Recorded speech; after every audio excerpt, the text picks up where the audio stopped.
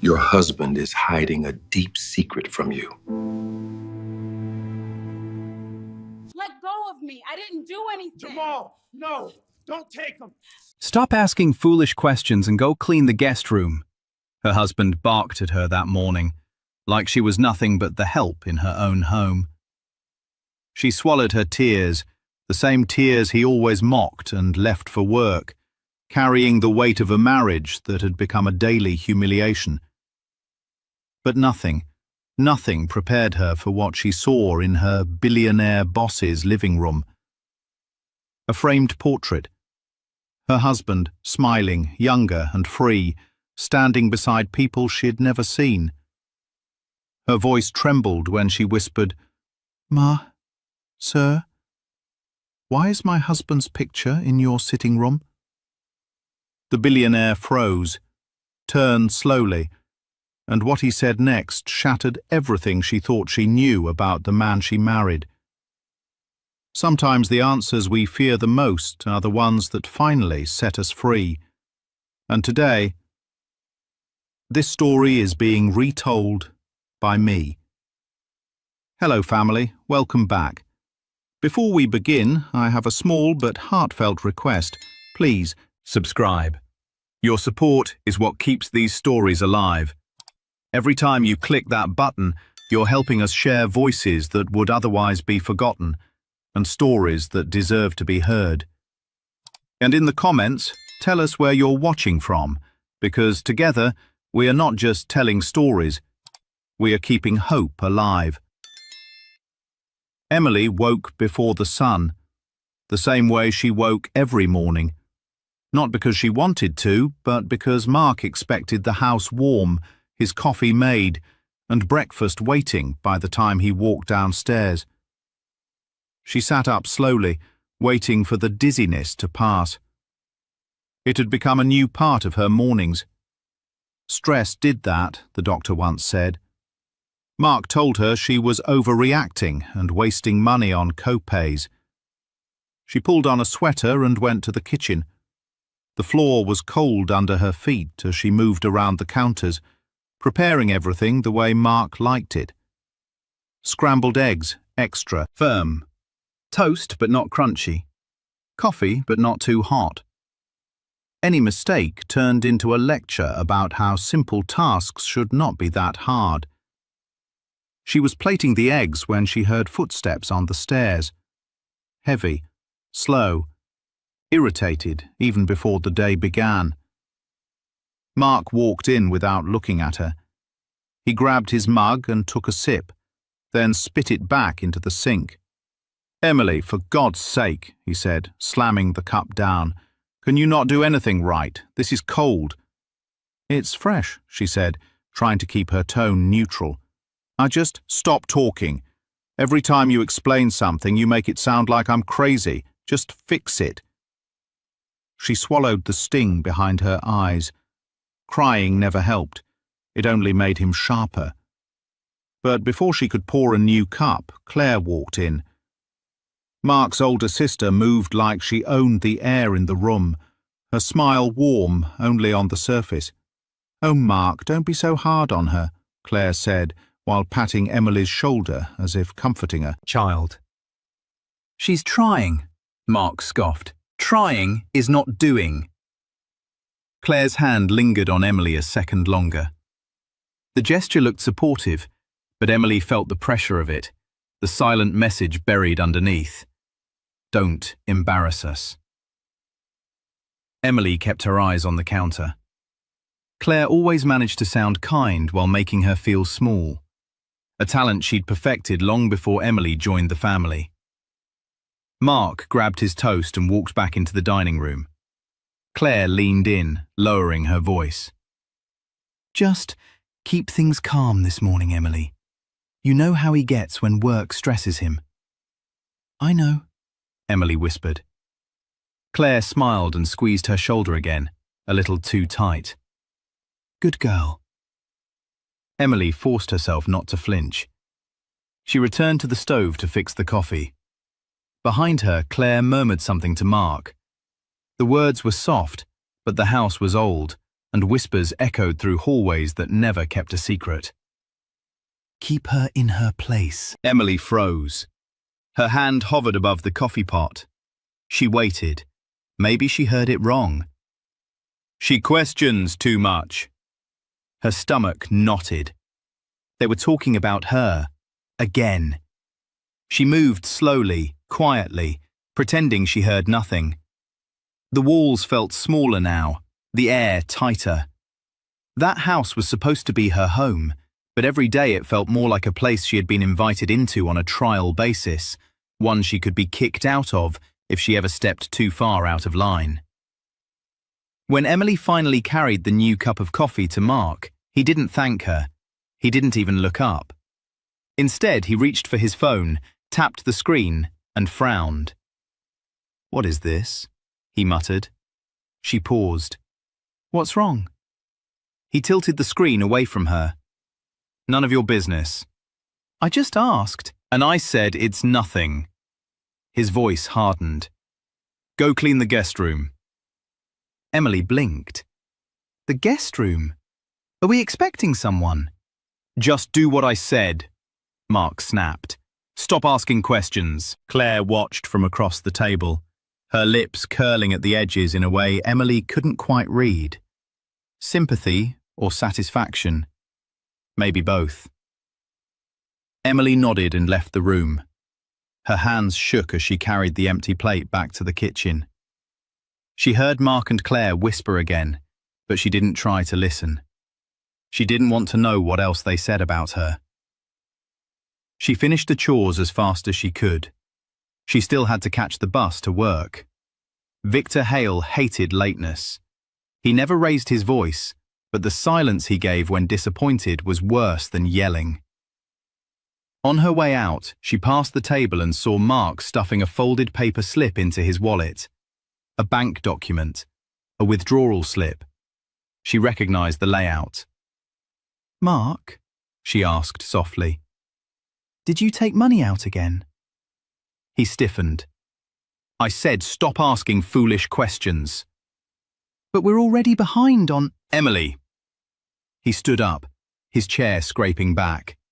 "Clean the guest room." Her eyes burned again, but she didn't let a tear fall. She didn't want to give him the satisfaction.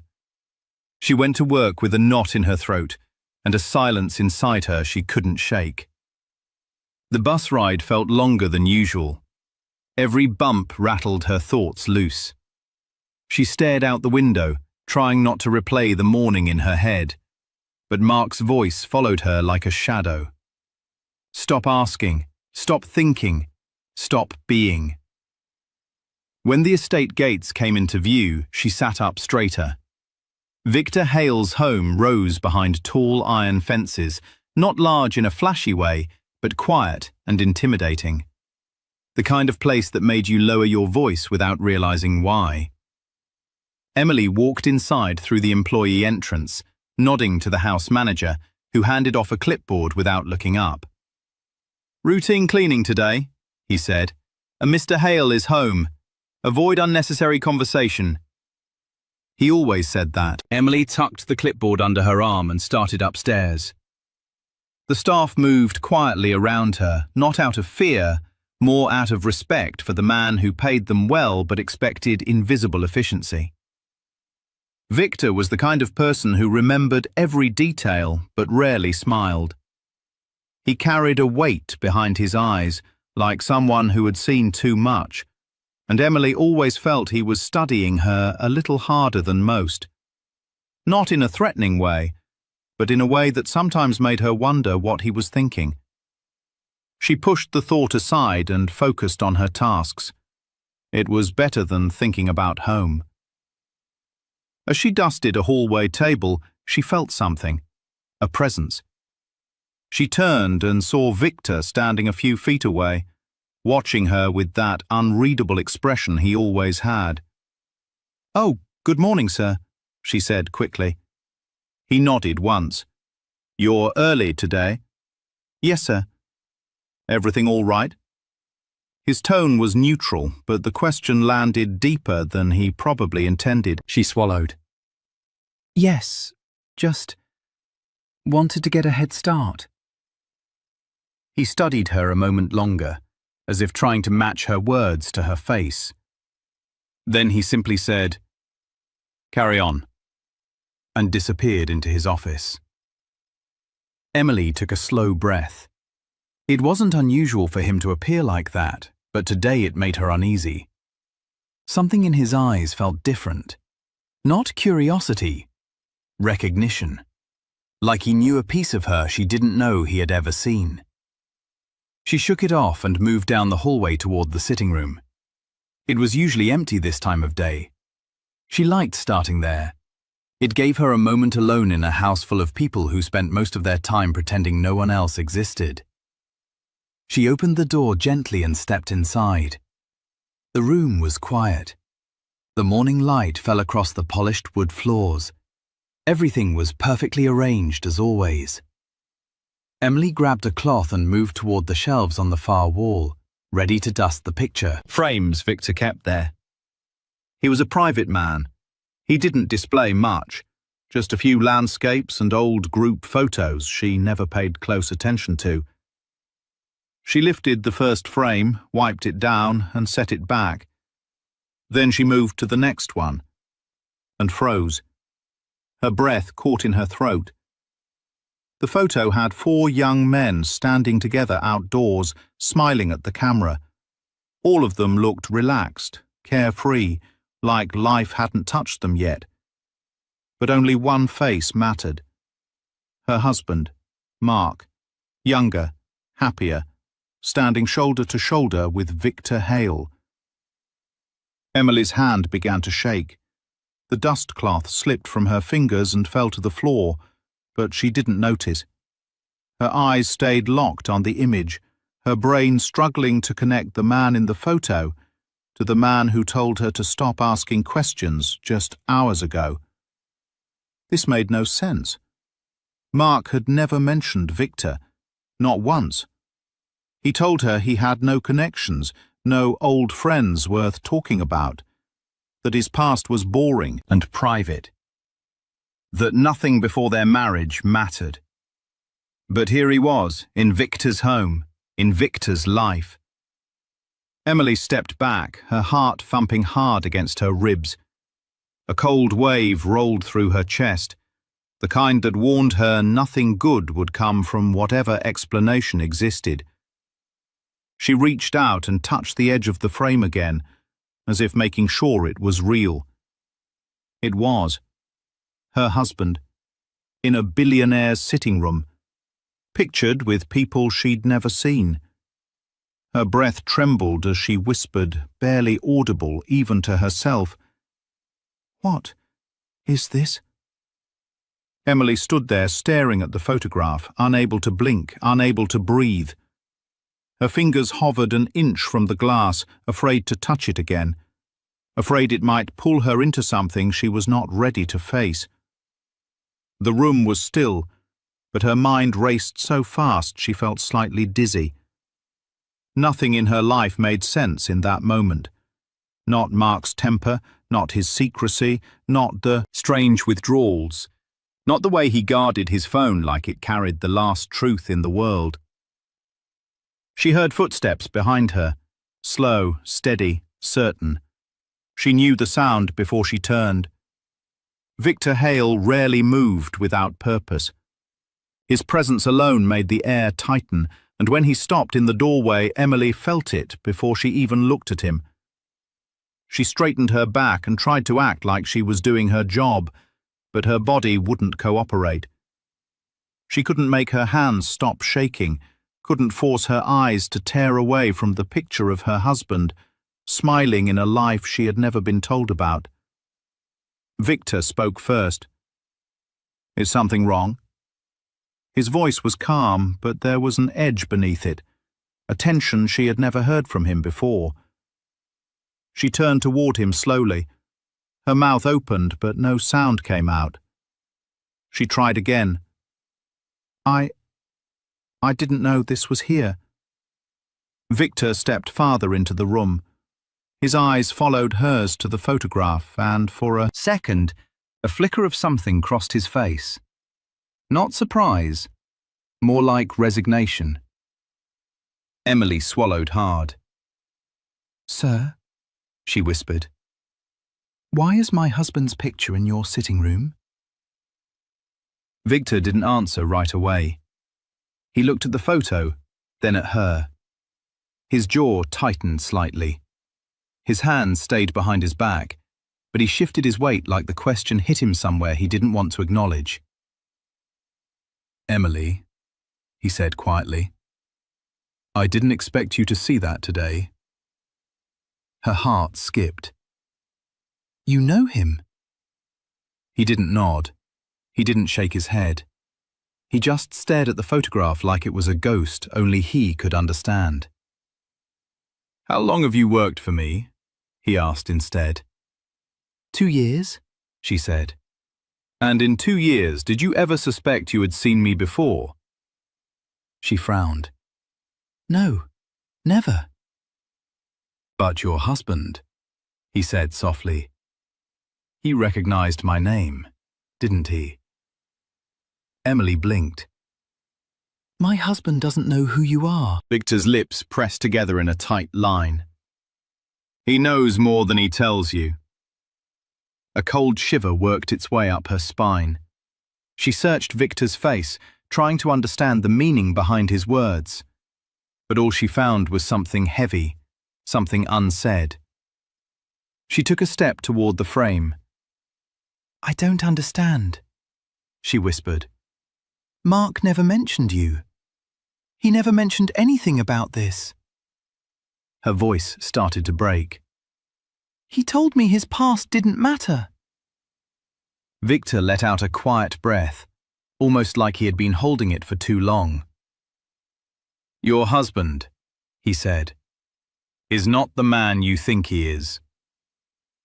Emily felt her knees weaken. She grabbed the edge of the shelf to steady herself. "What does that mean?" Victor glanced toward the hallway, as if checking for someone. Then he closed the door slowly behind him. Emily's pulse jumped. In all the time she had worked for him, Victor had never closed a door before speaking to her. He valued boundaries. He valued distance. But now something had flipped, and the shift made her skin prickle. He walked to the photograph and lifted it from the shelf with both hands. He held it carefully, almost painfully, before turning it toward himself. "I should have taken this down," he muttered. "I should have gotten rid of it years ago." Emily's breath hitched. "Why didn't you?" He didn't answer her question. Instead, he walked toward a chair, sat down, and held the frame on his lap like a confession he wasn't ready to give. His silence scared her more than any words could. Finally, he spoke. "How much do you know about Mark's past?" Emily looked at the floor, ashamed of the truth. "Nothing, really. He doesn't talk about it. He says it's boring, that there's nothing worth remembering." Victor gave a humorless laugh. "That's an interesting way to describe the life he left behind." She looked up sharply. "Life he left behind?" Victor stared at her for a long moment. His expression softened, then hardened, then softened again, like a man fighting himself. "I shouldn't be the one telling you this," he said quietly. "Then who should?" Emily stepped closer before she realized she'd moved. "Because Mark won't tell me anything." Victor's eyes met hers, and for the first time since she started working for him, she saw pity there. Real, unguarded pity. It terrified her. "He didn't tell you because he couldn't," Victor said. "Or because he wouldn't. Both are dangerous." Emily pressed a hand to her stomach, trying to hold herself together. "Please, just tell me what this picture is. Why is he in it? Why is he with you?" Victor looked down at the photograph again, running his finger along the edge of the frame. Emily watched the way his hand trembled. Victor Hale didn't tremble. Ever. He was part of a circle, Victor said. A group of us. Before the money, before the power, before everything changed. Emily frowned. A circle? Like friends? Victor hesitated. Something like that. And you were all close? We were connected, he said. In ways that mattered then, in ways that still matter now. The words made Emily's stomach drop. She shook her head, trying to understand, trying to make her thoughts fit into a world that suddenly felt too big for her. But Mark told me he barely knew anyone before we met, she whispered. He said he had no old friends worth talking about. Victor's jaw flexed. He lied. Her breath caught. She felt the floor tilt under her feet. Why would he lie about something like that? Victor looked at her with a sadness that didn't match his sharp, controlled demeanor. Because everything connected to his past, he said, comes with a price. Emily took a step back. A price? Yes. I don't understand. Victor stood slowly. He walked toward her, holding the frame at his side. His voice dropped to a level that made her chest tighten. Emily, he said. Mark wasn't just someone I knew. Her pulse thudded loud in her ears. He was part of something bigger, Victor continued. Something he chose to walk away from. Something he swore he buried for good. He paused. And if he never told you any of it, Emily held her breath. It means he's still lying to you now. Her heart stopped, then started again too fast. Her arms felt cold, her fingertips tingled. The room shrank around her until she felt trapped in it. Lying to me about what? She whispered. Victor studied her face as if bracing for the damage his answer would cause. You deserve to know, he said. You deserve the truth. But if I tell you, Emily, it won't just change how you see him. It will change everything. She didn't speak. She couldn't. She just stood there staring at him, waiting, terrified, aching. Victor took one final breath and met her eyes with a look that told her nothing would be the same after this moment. I have more to tell you, he said, but only if you're ready. And the chapter ends here, at the exact cliffhanger line you required. If you haven't subscribed yet, we'd love for you to join our community by hitting the subscribe button. Through our stories, we build hope and give a future to children and women who have been abused all over the world. Motivate us by subscribing and turning on your notification bell so you never miss a story that matters. Also, let us know in the comments. Where are you watching from, and how did this story speak to you? Emily stood in front of Victor, her breath tight in her chest, her hands cold even though the room was warm. She felt like her life had cracked open and the pieces were falling faster than she could catch them. Ready? She whispered, though she wasn't sure she meant it. Victor nodded once, slowly, like he was giving her one last chance to change her mind. When she didn't, he turned toward the window and spoke without looking at her. Mark was part of a circle, a group that called itself an investment network. That's what we told the world it was. But in truth, it was a system meant to take from people who had nothing and make the rich even richer. Emily stared at him. Investment? Mark? That doesn't make sense. Mark always said he hated finance. He barely lets me talk about budgeting. Victor finally faced her. Your husband lies like breathing. He doesn't even hear himself anymore. Her stomach twisted. She wrapped her arms around herself, trying to hold the shaking inside. You're saying he hurt people? She whispered. Victor's jaw tightened. not just hurt them. He helped design the system. The rest of us saw it as a game. He saw it as a ladder. He climbed fast. Too fast. Emily shook her head, tears burning her eyes. No, Mark.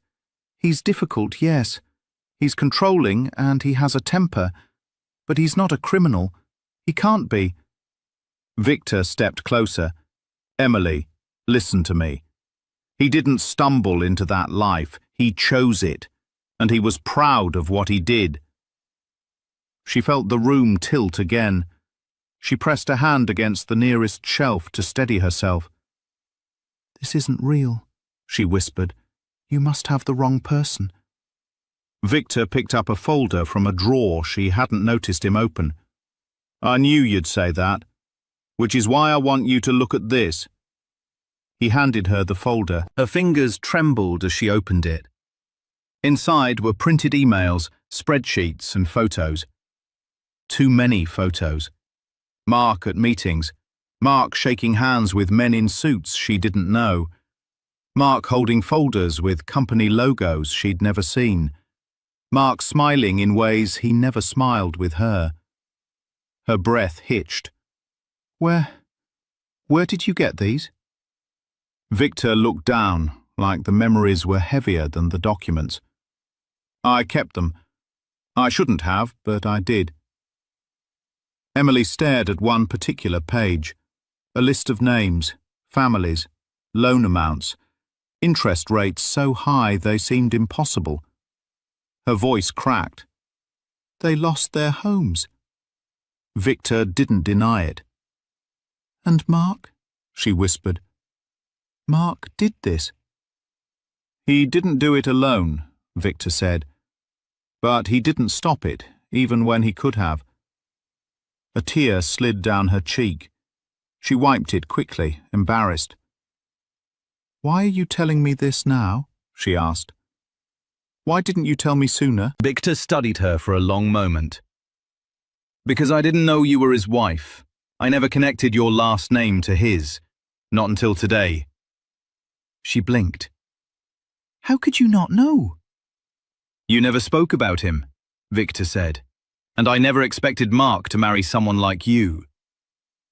Emily frowned. Someone like me? Victor didn't flinch. Someone genuine. Someone who actually means their vows. His words sliced at her, and she looked away. A long silence settled between them before Victor spoke again. He left the circle years ago, claimed he was done. But Mark doesn't quit anything unless he's forced to. Emily forced herself to breathe. Why did he leave? Victor's expression darkened. Because the moment things got ugly, he protected himself. He betrayed the rest of us. The air left her chest. Betrayed how? Victor didn't answer. Instead, he said, That's part of what I need to tell you later. Emily ran a hand through her hair, pacing now. I don't know what to believe. Everything feels false. Everything feels like a lie. It is, Victor said quietly. But the truth is still here. You're the one who has to decide whether to face it. She closed the folder and hugged it to her chest. Her mind churned, reaching for anything familiar, anything steady, but everything felt foreign. I need time, she whispered. Victor nodded. Take it, but don't take too long. She didn't understand the warning in his voice until much later. When her shift ended, Emily walked home slowly, barely aware of her surroundings. The folder was heavy in her bag, like a secret she wasn't ready to carry. She replayed Victor's words again and again, questioning every memory she had of Mark. Every smile, every apology, every time he told her to stop asking questions. She reached home and paused at the door. She could hear laughter inside. Mark's laugh. And Claire's voice chiming in right behind it. Emily tightened her grip on the doorknob and stepped inside. Mark turned to her with a big smile that felt wrong on his face. It was too wide, too bright, like someone trying to mimic the idea of happiness. "There she is," he said, walking toward her with open arms. "My hard-working wife." He wrapped her in a hug before she could react. She stood stiff as a board. "You're in a good mood?" she said carefully. "Why wouldn't I be?" Mark asked, pulling back to look at her. "I missed you." She swallowed. "You did?" "Of course." He kissed her cheek. "You know I love you, right?" The words hit her differently now, like they had a shadow behind them. Claire appeared at his shoulder, smiling sweetly. "We were just talking about you, Emily." Emily forced a small smile. "Oh? What were you saying?" Claire stepped closer, lowering her voice in a sisterly, soft way that always felt rehearsed.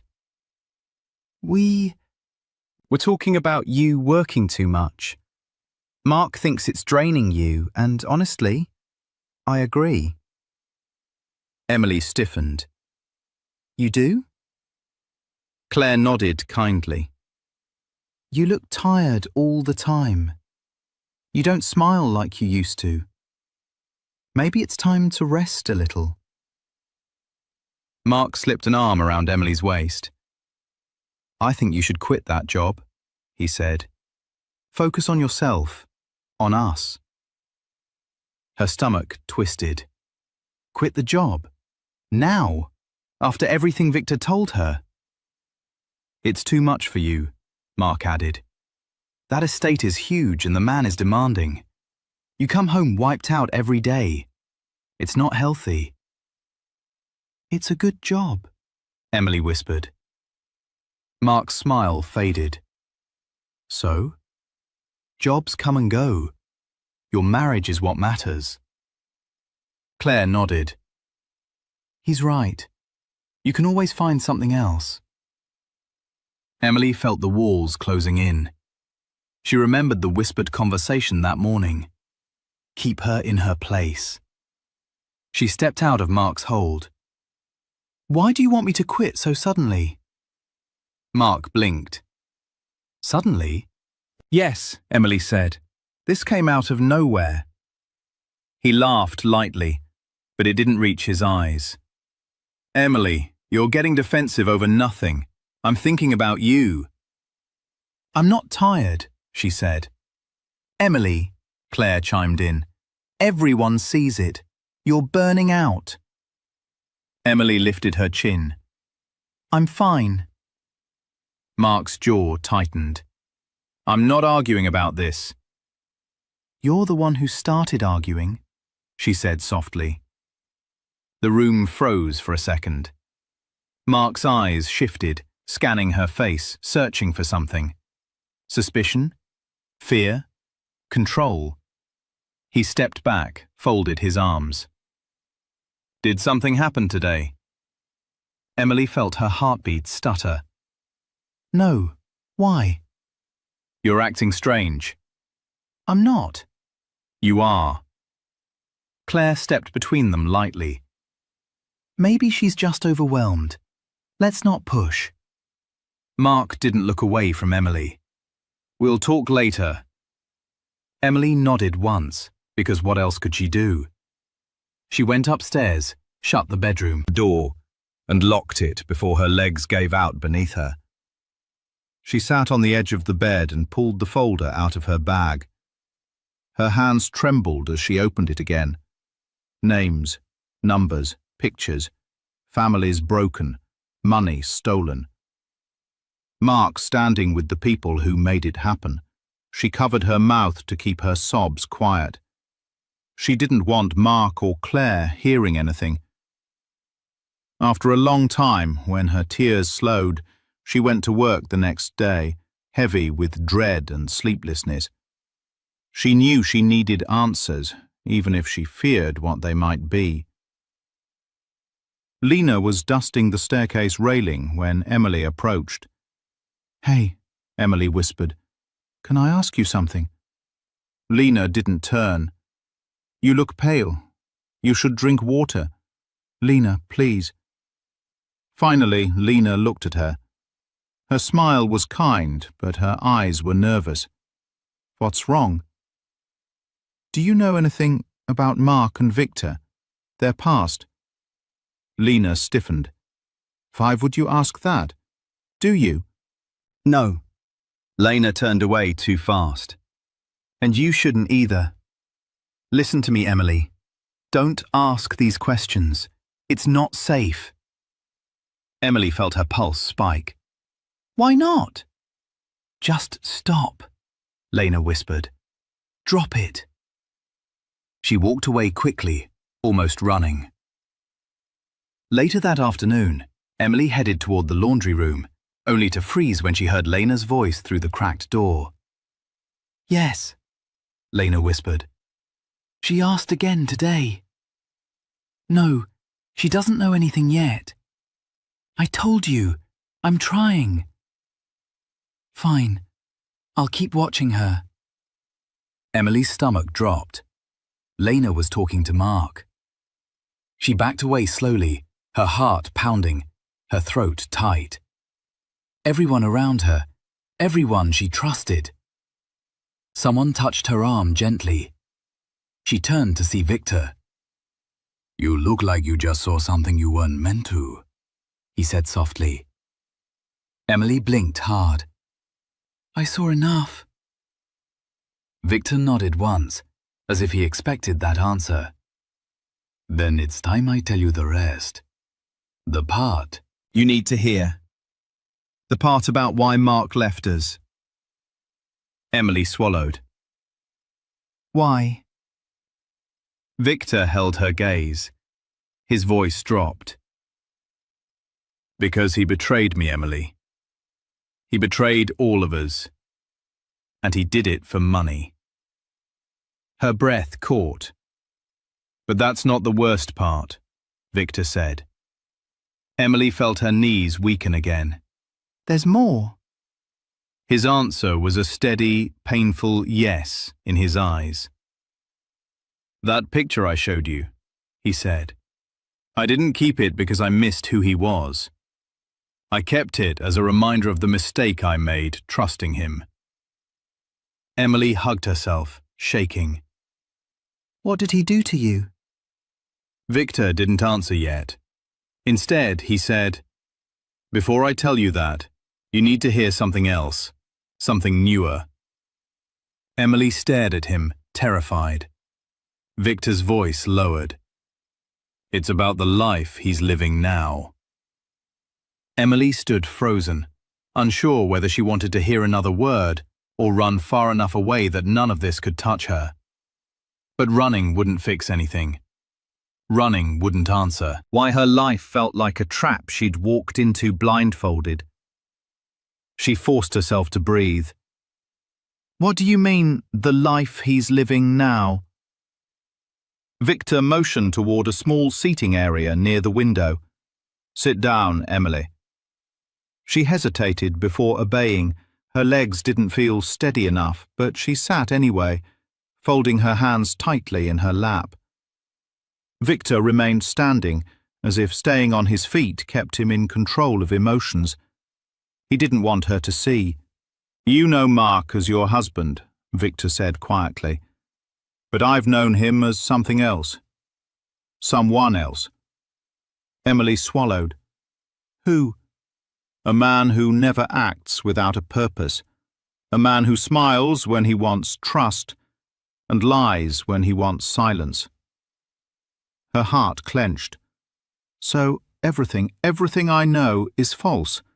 I'm not saying your entire marriage was a performance, Victor said, but I am saying that Mark chooses relationships based on what they give him, what they protect him from. Emily stared at him, her voice barely steady. Why me? Victor's answer was a long silence before he finally spoke.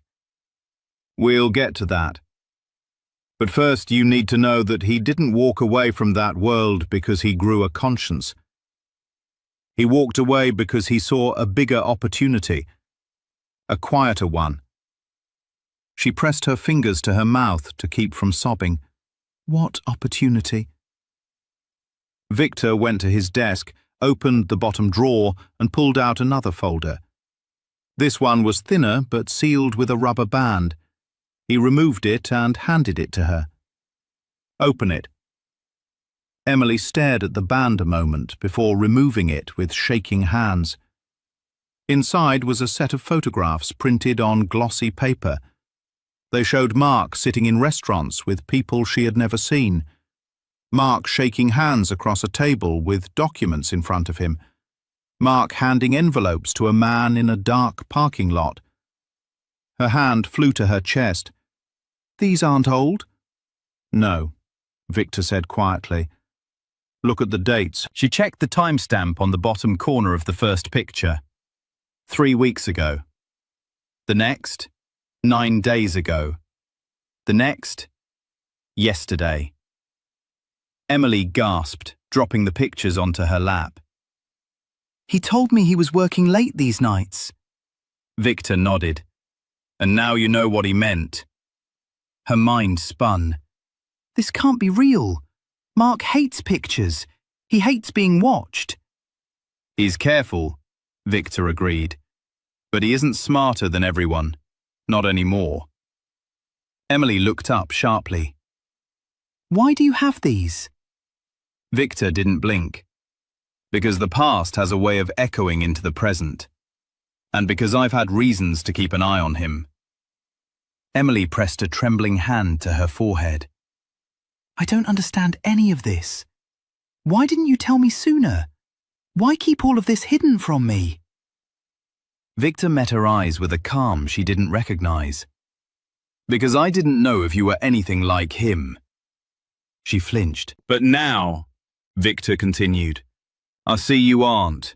You're honest, loyal, and you didn't run when things started to unravel. You asked questions. Emily let out a weak laugh. And look where that got me.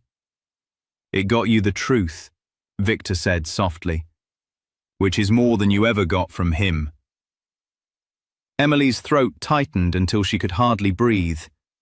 She looked down at the photos again, her vision blurring. You said he betrayed you, she whispered. How? Victor looked out the window as if the memory lived somewhere in the distance. He stole from us, he said. Stole information, contacts, money. And when the group turned on him, he came to me for protection. I vouched for him. I believed him. He paused, and then he used my support to leave with even more. Emily stared at him. Why would he do that to someone who helped him? That's who he is, Victor said. He takes what he needs, and once he gets it, he burns the bridge behind him. Emily buried her face in her hands and sobbed quietly. Victor didn't move. He didn't try to comfort her, but he didn't leave either. He stood near her chair, silent but steady, like someone who knew emotions couldn't be stopped once they started. When she finally lifted her head, her voice was hoarse. Why are you telling me this? Why now? Victor took a slow breath. Because you saw the picture. And because I saw something in your eyes when you looked at it. Something I haven't seen in years. He paused. You're afraid. Not of me. Of him. Emily wiped her cheeks. I'm not afraid of Mark. Emily. Victor's voice was low. Yes, you are. Her mouth opened, but no words came out. Because deep down, she knew he was right. Mark's temper wasn't loud. It wasn't violent. It was cold, sharp, punishing in ways that didn't leave bruises on the skin, but carved them into the soul. She had been afraid for a long time. She just hadn't called it fear. Victor watched her carefully. There's one more thing. A detail you need to hold on to as everything unfolds. Emily barely managed to whisper, "What?" Mark always plans ahead. Always. The words sank into her like a stone thrown into deep water. She didn't know what it meant, but it terrified her. When she left the estate that afternoon, her thoughts were a spinning storm of confusion and disbelief. She walked home in a fog, barely feeling the cold breeze brushing past her or the people moving around her on the sidewalk. Everything felt wrong. Everything felt dangerous. When she reached the house, the lights were already on. Claire's car was in the driveway. Emily sighed and braced herself. Inside, she found Claire cutting vegetables while humming to herself in the kitchen. The sound grated against Emily's nerves. "Oh, you're back," Claire said sweetly. "Mark's upstairs." Emily tried to walk past her, but Claire reached out and touched her arm. "You look upset. Did something happen at work?" Emily pulled her arm away gently. "I'm fine." Claire tilted her head. "Are you sure? Because I'm starting to feel like you're hiding things." Emily's heart pounded. "I'm not hiding anything." Claire smiled. "Good. I hope you're not keeping secrets. Secrets ruin marriages." The irony hit Emily like a slap.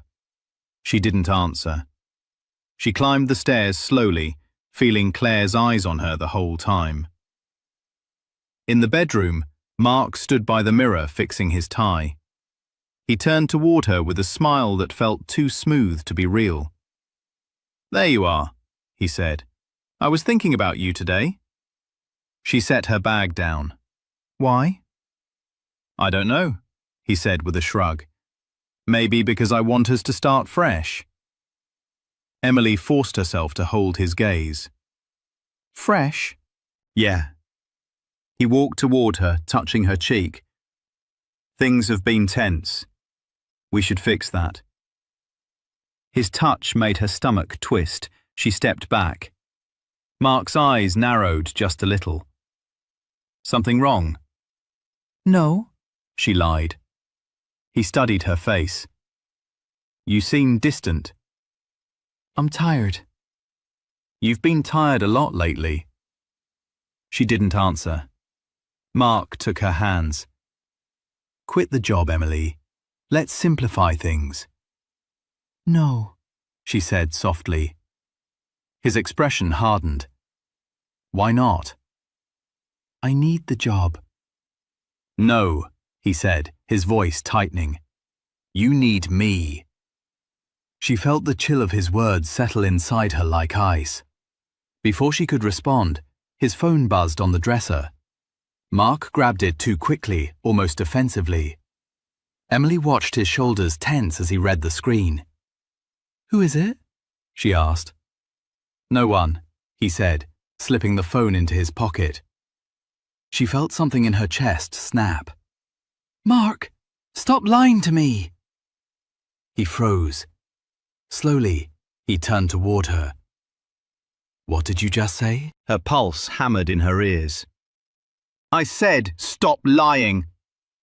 A long, dangerous silence filled the room. Then Mark smiled, but the smile never reached his eyes. "Emily," he said softly, "I think you're confused." "I'm not." He stepped closer. "Maybe Victor is putting ideas in your head." Her breath caught. "I never said his name." Mark's smile sharpened. "You didn't have to."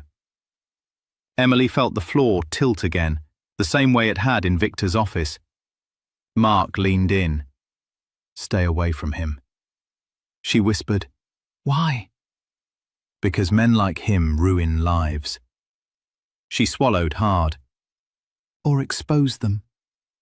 Mark's jaw clenched. Neither of them spoke again. That night, long after Mark fell asleep, Emily crept out of bed, grabbed the folder Victor gave her, and held it in the dim hallway light.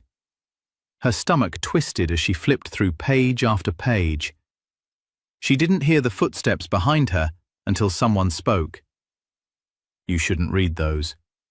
Emily gasped and spun around. Victor stood at the end of the hallway of his estate, arms folded, watching her with calm intensity. She'd unknowingly returned there after leaving her house in a panic, the folder in hand, desperate for answers. She didn't even remember the walk. "Victor," she breathed. "I didn't mean to—" "It's all right," he said, stepping toward her. "You needed to see it." Emily hugged the folder to her chest. "I don't understand half of this." "You will." She looked up at him. "Tell me the rest, please. I want to know everything." Victor exhaled slowly, as if bracing himself. "Then you need to hear the truth about what Mark is doing now." Emily's pulse raced. "What is he doing?" Victor met her eyes. "Mark is still running scams," he said, "and some of them are in your name." Emily stood there stunned, Victor's words echoing through her head. Scams. In her name. She felt the ground shift again under her feet. Every time she thought it couldn't get worse, another truth clawed its way out of the dark. What do you mean, in my name?" she whispered. Victor didn't soften. "Loans, applications, accounts opened under your social security number. Mark used your identity the same way he used everyone else. Quietly, efficiently, without guilt." Emily wrapped her arms around herself, shaking. "I didn't know. I never signed anything." "He counted on that," Victor said. "People trust their spouses." Emily pressed her hand over her mouth to keep from breaking apart. She felt like she was holding her organs inside her body with sheer will. "Come with me," Victor said gently. He led her into his office and opened a drawer. Inside lay a stack of printed statements, overdue notices and credit alerts. Every one of them had her name. The edges of the papers blurred as tears filled her eyes. She flipped through pages in disbelief. "This is everything," Victor said. "At least everything I could find." Emily shook her head. "This can't be real. I would have noticed something. I would have seen." "Mark intercepted the mail," Victor said, "and the accounts he used were digital, password protected, only accessible from his devices." Emily closed her eyes. "He ruined me." Victor didn't disagree. "And the loans?" she asked, her voice barely there. "He didn't just take them," Victor said. "He defaulted on them." Emily's breath caught. "He ruined my credit." "Yes," Victor said. "Your financial identity is shattered." She felt her heart twist. "Why would he do this? Why me?" Victor hesitated. "Because using your name made him harder to trace, safer, and because he assumed you'd never question him." Emily bit down on her lip hard, trying to stop the shaking inside her. "I don't know who I married." Victor didn't answer. He knew the truth hurt more than silence. The next morning, she went to the bank herself, desperate for answers. She hoped Victor was wrong. She hoped the nightmare would crack somewhere and reveal a misunderstanding, but the banker's face changed the moment he entered her information. "I'm sorry, Mrs. Whitaker," he said, "but your accounts have been overdrawn for several months. There are also several loans in delinquency, and your credit score has dropped significantly." Emily stared at him. "I didn't open any loans." The man tried to smile politely. "They're in your name." Her legs almost buckled. She signed the paperwork the banker slid over to confirm fraud. But even as she signed, she knew the truth. Fraud victims got sympathy. Fraud victims got help. She would get neither, because the thief shared her marriage license. When she walked outside, the cold air slapped her, but it didn't wake her from the nightmare. Nothing could. When she stepped onto the sidewalk, she heard her name. Emily. Mark. He stepped toward her with open arms like he was greeting someone he loved. She stepped back. What are you doing here? She asked. I could ask you the same thing, he said with a tight smile. Why are you visiting the bank behind my back? She froze. He was tracking her. Mark, she said slowly, forcing her voice steady. we need to talk. Oh, I know we do. His smile fell. Imagine my surprise when your banker calls me, telling me you're causing a scene. I wasn't causing a scene, She said. I just asked. You embarrassed me, he snapped. You embarrassed our family. They said I opened loans. They said my name. He grabbed her arm. Lower your voice. No. She pulled her arm away. Mark, what did you do? Why is my credit ruined? Why are there loans I didn't sign? His face hardened. You know, Emily, sometimes I think you're doing this on purpose. Doing what? Acting helpless, acting confused. His voice sharpened. Maybe if you paid attention to our life instead of Victor, you'd know what was going on. The mention of Victor wasn't an accident. He wanted to throw her off balance. I'm not doing anything on purpose, Emily whispered. I just want the truth. You can't handle the truth, he shot back. You never could. People on the street slowed, sensing tension. Mark noticed and stepped closer, lowering his voice.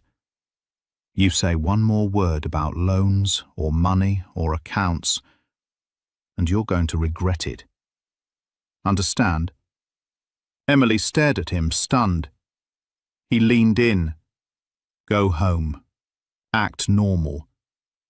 And stop talking to Victor Hale. She felt her heart pounding, but she didn't back down. I can't stop asking questions. Mark's smile disappeared. Then you'll ruin everything. He walked away, leaving her trembling on the sidewalk. By the time she got home, Claire was waiting in the living room, arms crossed. There you are, Claire said sharply. Mark told me what happened. Why are you attacking him in public? Emily blinked. I wasn't attacking anyone. Claire scoffed. Bank fraud? Overdrafts? Emily, please. I didn't think you were this dramatic. I didn't open any loans, Emily said, voice shaking with anger. Claire smiled sweetly. Are you sure, honey? Stress makes people forget what they sign. Emily stared at her. You think I ruined my own credit? I think you're overwhelmed, Claire said. And maybe you're not as innocent as you pretend. Emily's voice cracked. You're spreading rumours about me. Only to protect Mark, Claire said. And by the way, people at Victor's estate are talking. Someone said you've been stealing. Emily felt as if someone dumped ice water over her head. Stealing? Yes. Small things. Personal things. Money from petty cash. Claire shrugged. People talk. Emily backed away, horrified. That's not true. Then why does it sound believable? Claire asked with fake sympathy. Emily, you're losing control. And you're dragging my brother down with you. Emily's chest tightened. I didn't do anything. Then prove it, Claire said. Walk away from Victor. Quit that job. Come back to your marriage. Emily couldn't answer. Her throat was too tight. Claire smiled, satisfied with her silence. Later that afternoon, searching for some type of comfort, Emily texted her oldest friend, Jenna, asking if they could talk. Jenna arrived at the cafe looking tense, her eyes darting around. "What's going on?" Jenna asked as soon as she sat down. Emily swallowed. "I think Mark used my identity. There are loans, accounts, things I didn't sign." Jenna blinked once, then leaned back.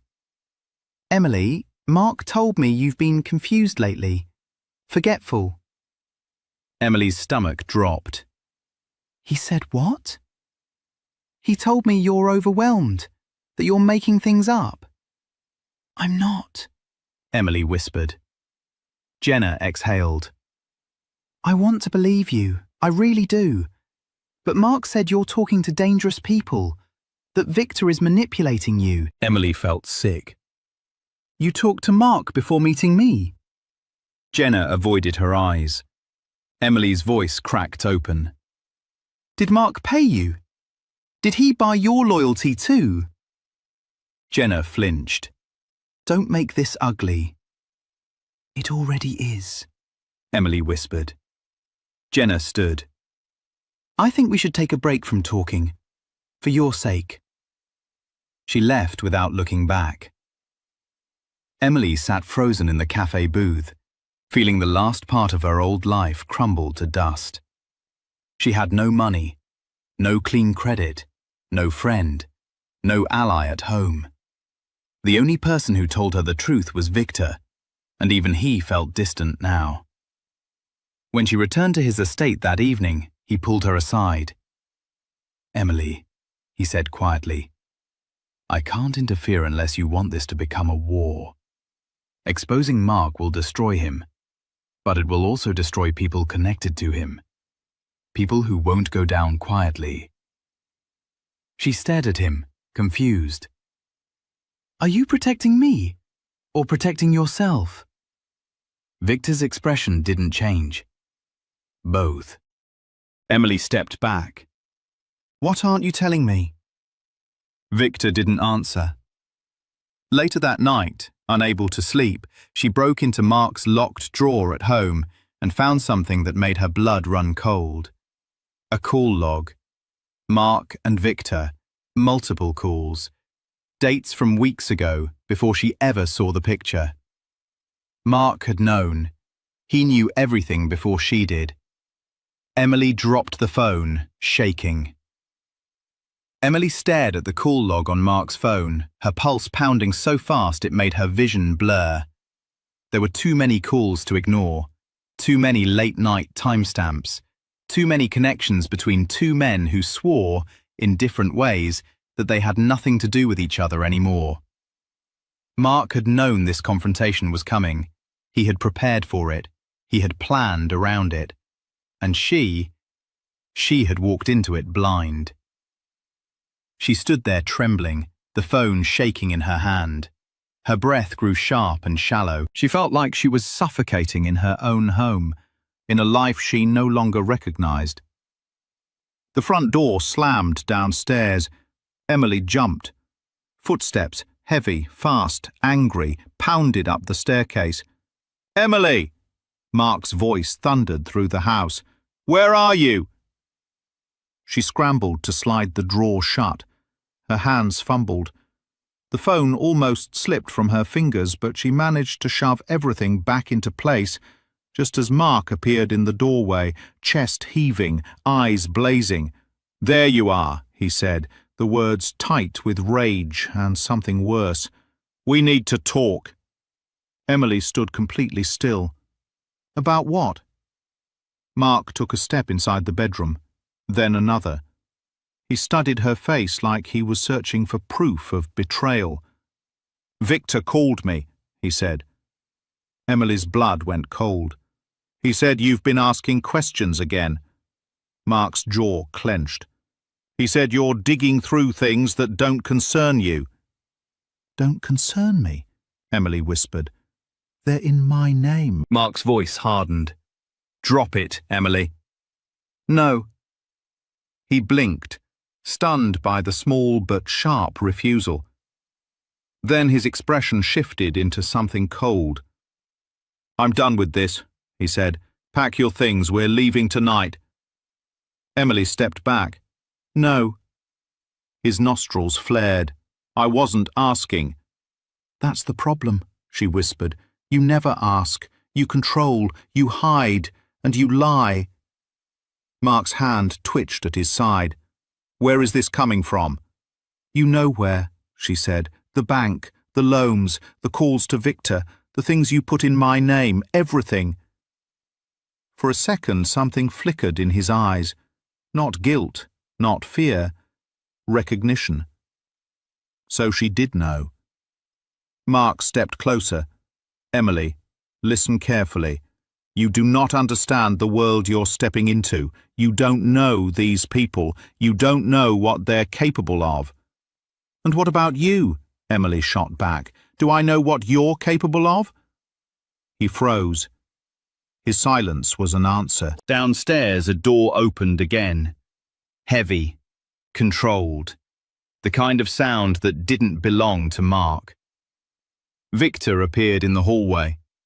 Emily's breath caught. She had no idea how he got in, whether a staff member let him through, whether he forced his way inside, or whether he'd been waiting for the right moment. He stepped into the bedroom doorway with the strange calm of a man walking through a hurricane without flinching. Mark, Victor said, leave her. Mark turned sharply. What are you doing here? What you should have done years ago, Victor replied, facing the truth. Mark's jaw tightened. You think she believes anything you say? Victor ignored the insult. He looked at Emily instead. His eyes were steady, firm. Emily, tell him what you found. Mark's expression flickered. Don't. Tell him, Victor repeated, that you know the truth about the woman he really married. The world went silent. Emily's heart slammed against her ribs. The woman he really married? Mark's face changed. His hands curled at his sides. Victor, he warned, don't do this. Victor didn't stop. She deserves to know. Emily took a step back, her voice trembling. What does that mean? What truth? Victor stared straight at Mark. Tell her why you chose her. Not out of love, not out of loyalty. Tell her the real reason. Victor, Mark snapped. Shut up. Emily's voice cracked as she pressed a hand to her chest. What reason? Victor finally looked at her again, his expression heavy with something she couldn't name. Emily, he said softly, Mark never loved you. He married you because of who your father was. Emily staggered back as if slapped. My father, she whispered. My father was nobody. Victor gave a slow, painful shake of his head.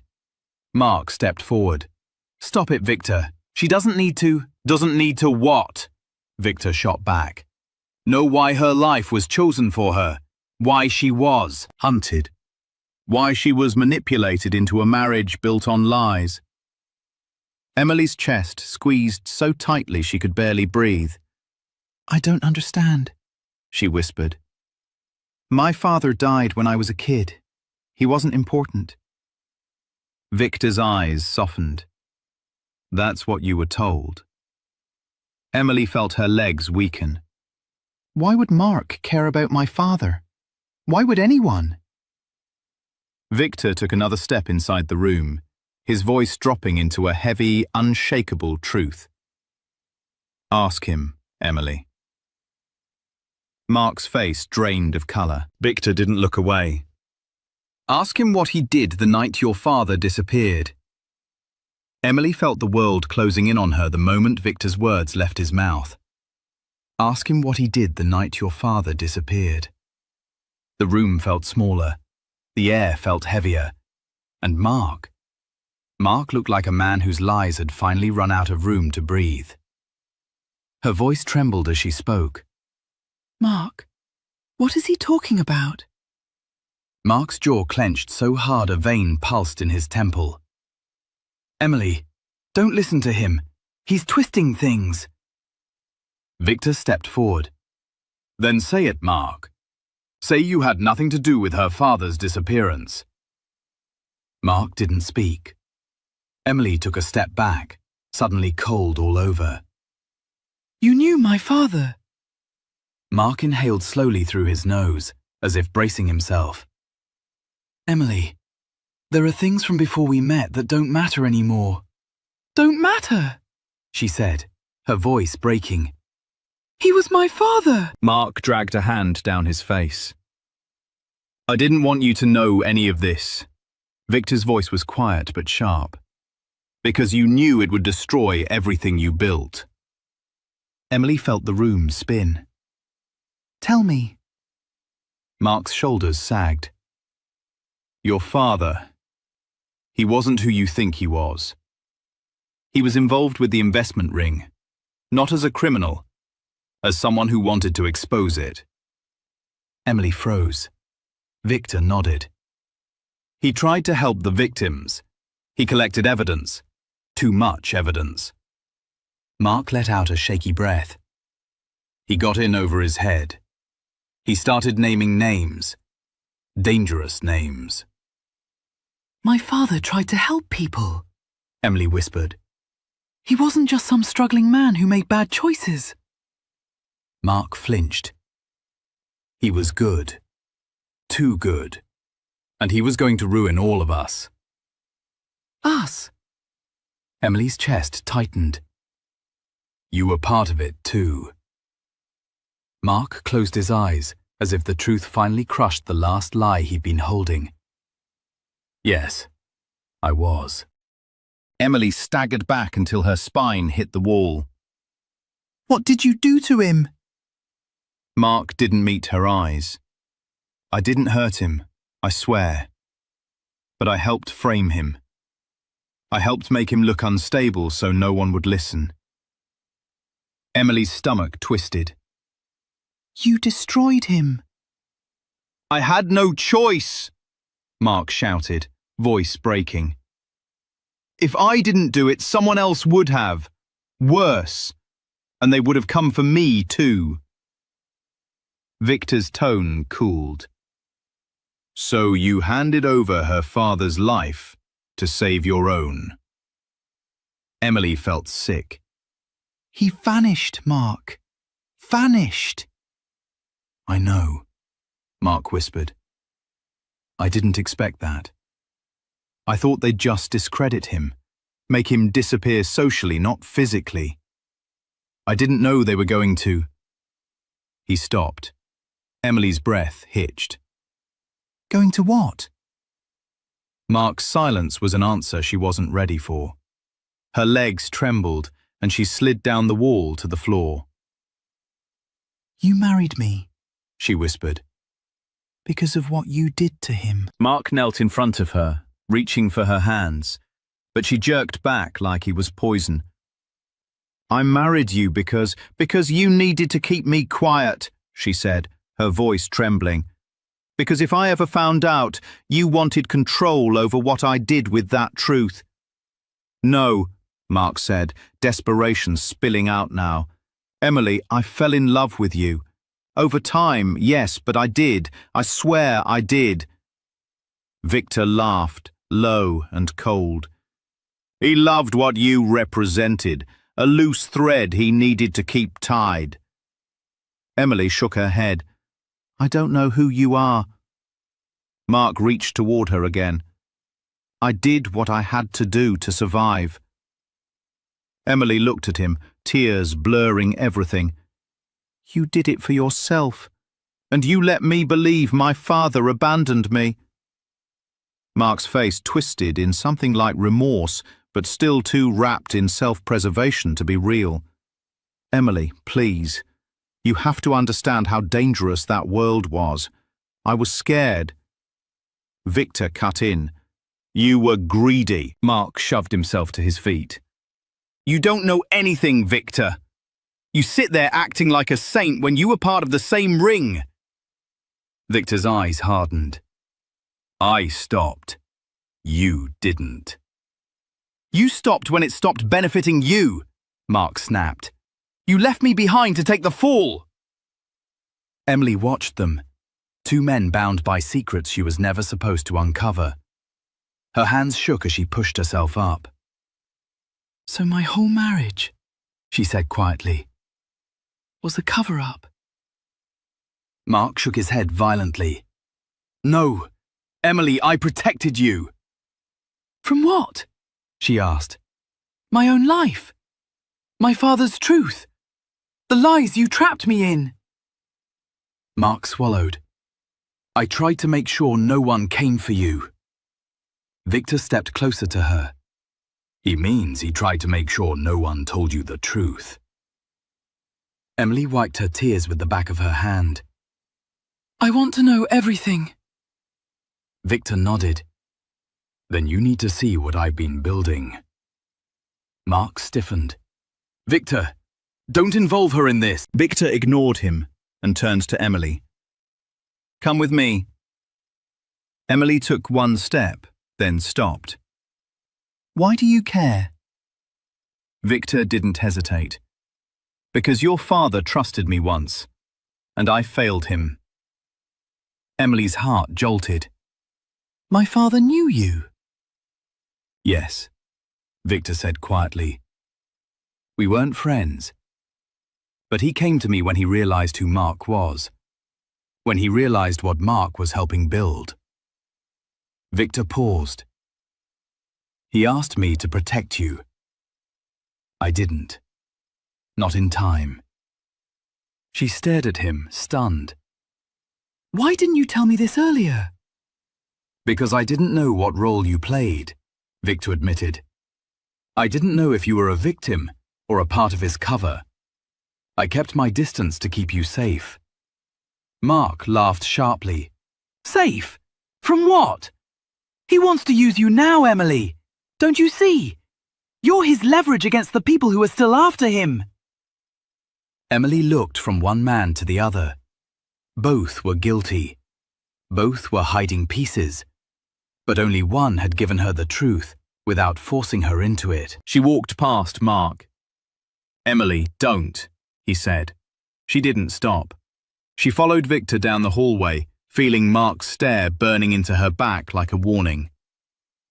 In Victor's office, he opened a hidden compartment behind a bookshelf. Files, photos, recorded calls, documents stamped with corporate seals she recognized from the folders tied to Mark's scams. What is all this? Emily asked. A case, Victor said. Years in the making. I built it quietly, carefully, waiting for the last piece that would prove everything. He looked at her with a heaviness she wasn't ready for. You're the missing piece. Emily felt her pulse quicken. Me? Victor nodded. Your father's testimony was supposed to be the key. When he disappeared, everything paused. But you can finish what he started. Emily's breath caught. I don't know anything. Not yet, Victor said. But you can. She backed away. You're asking me to destroy my husband. Victor's voice softened. He destroyed himself a long time ago. Emily felt torn in two. She hated Mark for what he had done, but the part of her that had loved him, believed him, fought for him, didn't know how to let go so fast. I don't know if I can do this, she whispered. Victor stepped closer. You're stronger than you think. Emily shook her head. I don't feel strong. You don't have to feel it to be it. She looked at him, searching for anything steady in his face, something she could hold on to. What happens if I help you? She asked. Victor hesitated. Then Mark's entire network collapses. The people who hurt your father fall with him. Emily closed her eyes. And if I don't? She whispered. Victor didn't sugarcoat it. Then he wins. Again. Emily felt something shift inside her, Something quiet, something painful, something determined. She wasn't going to collapse again. She wasn't going to be controlled again. She opened her eyes and looked at Victor with a new steadiness. Show me everything. Victor nodded, a flicker of something like respect passing through his expression. Emily moved to the table where the files were spread out. For the first time, she wasn't just a victim in someone else's story. She was choosing a side. Emily stood over Victor's table, staring down at the files that had once been her father's burden. Pages filled with numbers, signatures, coded notes, and the names of the same men who ruined him. She felt a pressure building in her chest, not the crushing helplessness she had felt before, but something sharper, a spark. Victor watched her quietly, giving her space to decide who she wanted to be from this moment on. Emily took a slow breath. Where do we start? Victor handed her a document. Here, this connects the shadow accounts to Mark. If we take this to the authorities with the rest of the evidence, it will force them to dig deeper. Emily studied it. Mark's name, her name, dates, transfers, withdrawals. Pieces of her life he had rearranged without her knowing. She looked up. And the people connected to him? Victor hesitated. Some will fall with him. People he worked with, people he used, people he threatened. Emily swallowed. Claire?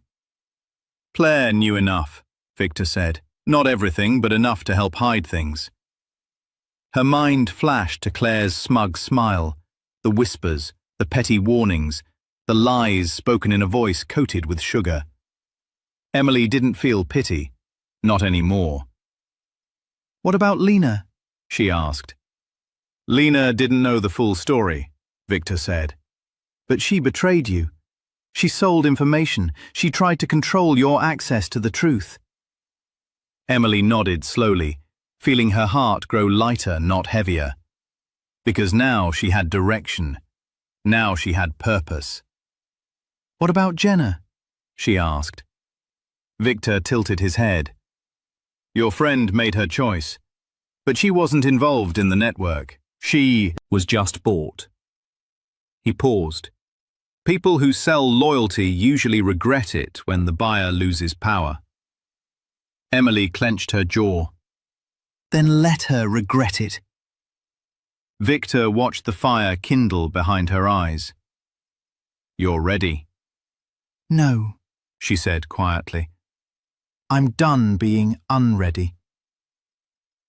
The next days unfolded like a storm breaking open. Emily visited the bank again, this time with Victor's documents. She watched the banker's face shift from confusion to shock to apology as he realized how deep the fraud went. He had no choice now but to file official reports. It was the first domino. She confronted Claire in the kitchen of her own home. Claire tried to smile her usual sweet smile, but Emily cut her off. You told people I was unstable, Emily said. You told them I was stealing. Claire blinked. Emily, that was for your own good. No, Emily said. It was to protect your brother and hurt me. Claire's face hardened. You don't know what you're getting yourself into. I know exactly what you helped him do. Emily stepped closer. And now everyone else will too. Claire's eyes widened before she spun away, but her silence was all the confirmation Emily needed. Emily found Lena in the laundry room at Victor's estate. When she confronted her, Lena looked terrified, not defensive. I'm sorry, Lena whispered. Mark said he'd ruin me if I didn't help him. I didn't want trouble. You caused trouble, Emily said. For me. For my life. Lena swallowed. What are you going to do? Nothing, Emily said. You already destroyed your own credibility. Lena's face crumpled. Emily didn't stay to watch. Jenna was last. Emily met her at the same cafe where Jenna once walked away from her. This time, Emily spoke first. Mark's going down. Jenna blinked fast. Emily, I didn't know he did all those things. I just thought... You thought he was the stronger voice, Emily said. You thought he could protect you, or pay you, or use you. Jenna's lips trembled. I'm sorry. Emily let out a long breath. I don't hate you, but you're not part of my life anymore. Jenna nodded, tears slipping down her cheeks. I understand. Emily walked out feeling lighter, cleaner, freer.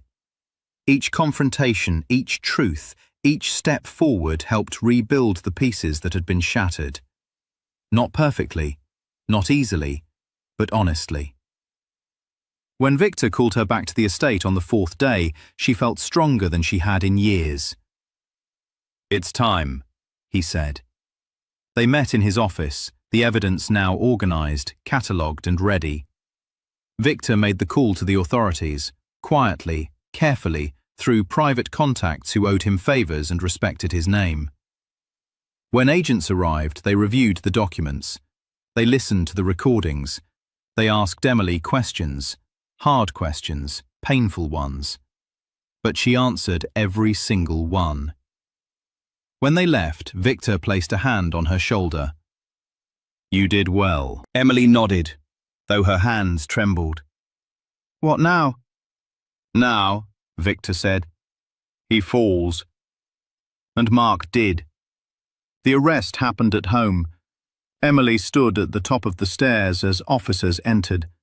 Mark shouted, protested, blamed her, blamed Victor, blamed anyone but himself. You don't understand, he screamed as they cuffed him. Emily, tell them. Tell them I was protecting you. Tell them this is a setup. Emily stared at him with a calm she didn't expect. You protected yourself, and you destroyed everything else. His eyes widened, his voice cracking. I loved you.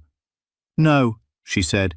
You used me, and now you're paying for it. They dragged him out the door. Claire screamed at the officers, crying and cursing. When she turned toward Emily, her face twisted into something ugly. This is your fault, Claire spat. You ruined him. Emily didn't flinch. He ruined himself. Claire's rage collapsed into silence. News spread quickly. Investors distanced themselves. Partners turned their backs. The people Mark once protected threw him under the bus before anyone asked. One by one, his allies betrayed him. One by one, his secrets surfaced. And the man who once towered over Emily with control broke apart under the weight of his own lies. When it was over, when the documents were filed, when the charges became official, when the world finally saw him for who he was, Emily returned to Victor's estate. He stood in the sitting room, the same room where she first saw the picture. The frame still sat on the shelf, unchanged. Emily walked toward it and traced the edge with steady fingers. It's strange, she said softly. This photo used to terrify me. Now it just feels like the start of everything that led me to the truth. Victor watched her. I kept that photo for a reason. Emily turned. Because you said you wanted to remember the mistake you made trusting him. Victor shook his head once. That's only part of it. Emily frowned. What's the other part? Victor stepped closer, his voice quieter now. Your father asked me for help before he disappeared. He didn't trust anyone else. He didn't know who in the ring had turned corrupt. But he knew you deserved better than the danger growing around him. Emily swallowed hard. What did he ask you to do? Victor took a breath. He asked me to protect you, to keep an eye on you if anything happened to him. Emily's eyes widened. You knew me? Back then? Victor nodded. I saw you once, at a distance, a child holding her father's hand. He looked at you with a kind of love I had never seen in that world. And he said, "If anything ever happens to me, promise me she'll be safe." Emily pressed a hand to her mouth as tears gathered. You promised him? I did, Victor said. And I failed him. I should have done more. I should have watched more Closely. I should never have let Mark get close to you. Emily stepped closer. You couldn't have known. I should have tried, Victor said, his voice low with regret. But I cannot change the past. I can only honor what he asked of me now. Emily wiped her tears. You helped me when no one else did. Victor held her gaze. I intend not to fail you again. Emily felt something ease in her chest, something heavy lifting at last. Weeks passed. The investigation expanded. More arrests followed. More victims came forward. And the network that had once seemed untouchable slowly collapsed under the truth. Emily rebuilt her life, not quickly, not perfectly, but honestly. She found work again, real work, not ruled by fear. She found friends who chose her without agendas. She found a quiet strength she never knew she had. And she kept one thing from her old life. The photo of Mark in Victor's house. Not because she missed Mark. Not because she wanted to remember the pain. But because the picture held the truth. A reminder of what betrayal looked like. A reminder of what she survived. A reminder that she would never again let someone choose her life for her. On a quiet morning months later, she set the photo on her new shelf, took a breath and whispered, "I'm free now." She meant it, and the lesson she carried forward was simple. The lies that break us can also be the truths that set us free. Betrayal hurts, but it shows us exactly who deserves a place in our future.